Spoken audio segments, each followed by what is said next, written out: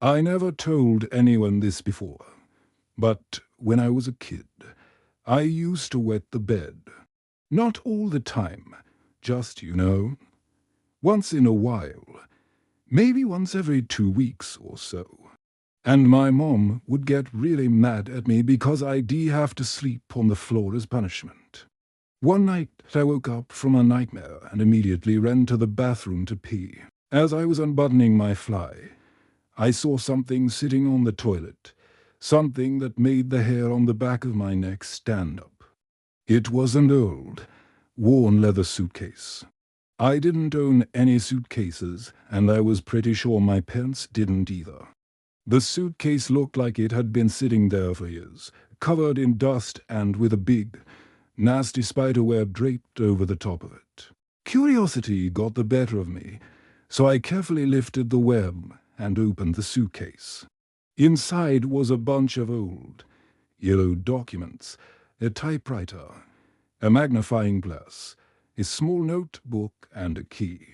I closed the suitcase as quickly as I had opened it and ran to my room. I didn't want my parents to find out I had brought something creepy into our house.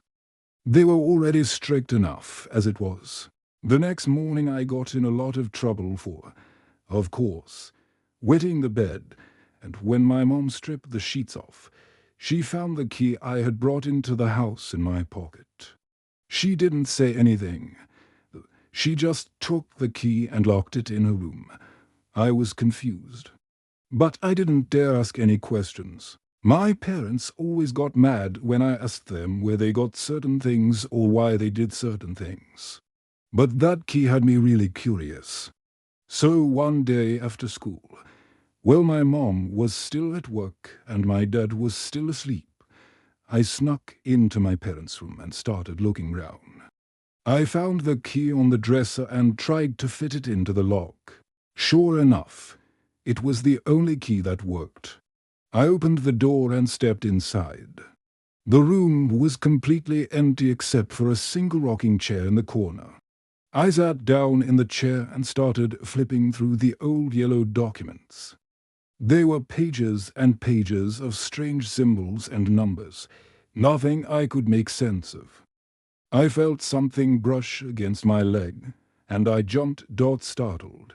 It was a long, weary dog, grey and brown, with huge paws and sharp claws. "Who let you in here?" I said. "You scared the crap out of me." The dog just barked once and walked away. I followed him out of the room and into the hallway. He stopped and turned round. "Where are you going?" I said. The dog barked again and trotted down the hallway. I got up and continued following him.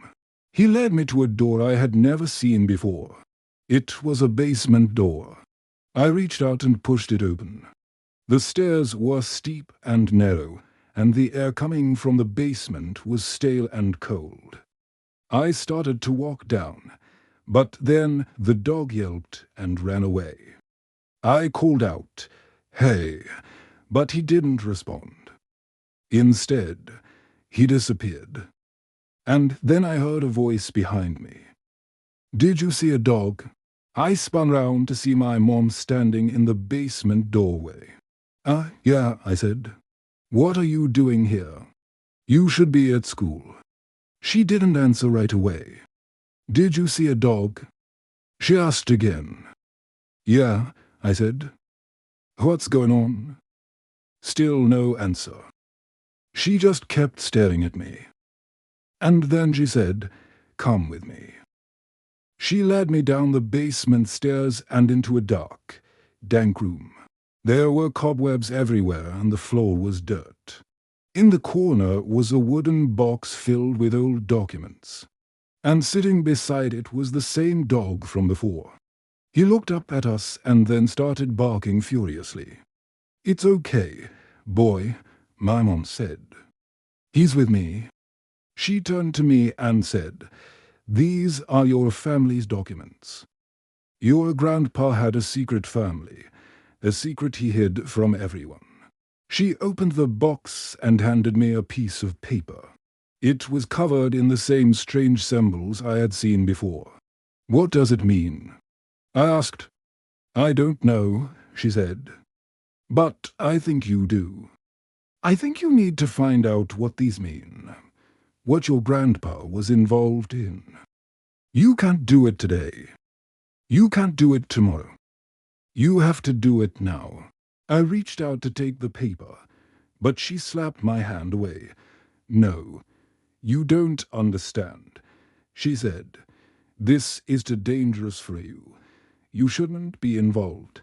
Then everything went black.